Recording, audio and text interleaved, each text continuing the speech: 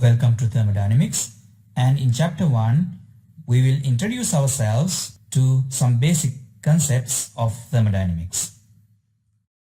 In this chapter we will start with an overview of thermodynamics and the unit systems and continue with a discussion of some basic concepts such as a system, state, state postulate, equilibrium, process and cycle. We will discuss the difference between intensive and extensive properties of a system and define density, specific gravity and specific weight. We will also discuss the difference between temperature and temperature scales. We will then present pressure and also the difference between absolute and gauge pressures. Thermodynamics can be defined as the science of energy. Although everybody has a feeling of what energy is, it is difficult to give a precise definition for it. Energy can be viewed as the ability to cause changes.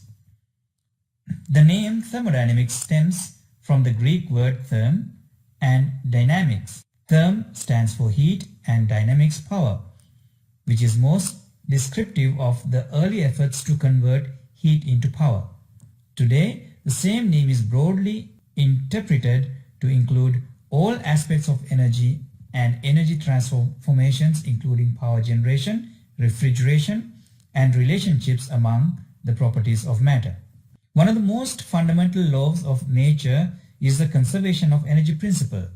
It simply states that during an interaction, energy can change from one form to the other, but the total amount of energy remains constant. That is, energy cannot be created or destroyed. For example, a rock falling off a cliff picks up speed as a result of its potential energy being converted to kinetic energy. The conservation of energy principle also forms the backbone of the diet industry. A person who has a greater energy input, for example food, than an energy output, exercise, will gain weight, store energy in the form of fat. And a person who has a smaller energy input than output will lose weight. The change in energy content of a body or any other system is equal to the difference between the energy input and the energy output, and the energy balance is expressed as E in minus E out is equal to delta E. The first law of thermodynamics is simply an expression of the conservation of energy principle, and it asserts that energy is a thermodynamic property. You can see a simplified version of the energy balance over here, and as you can see, energy in minus energy out is going to be equal to the change in energy, that is delta E. The second law of thermodynamics asserts that energy has quality as well as quantity, and actual processes occur in the direction of decreasing quality of energy.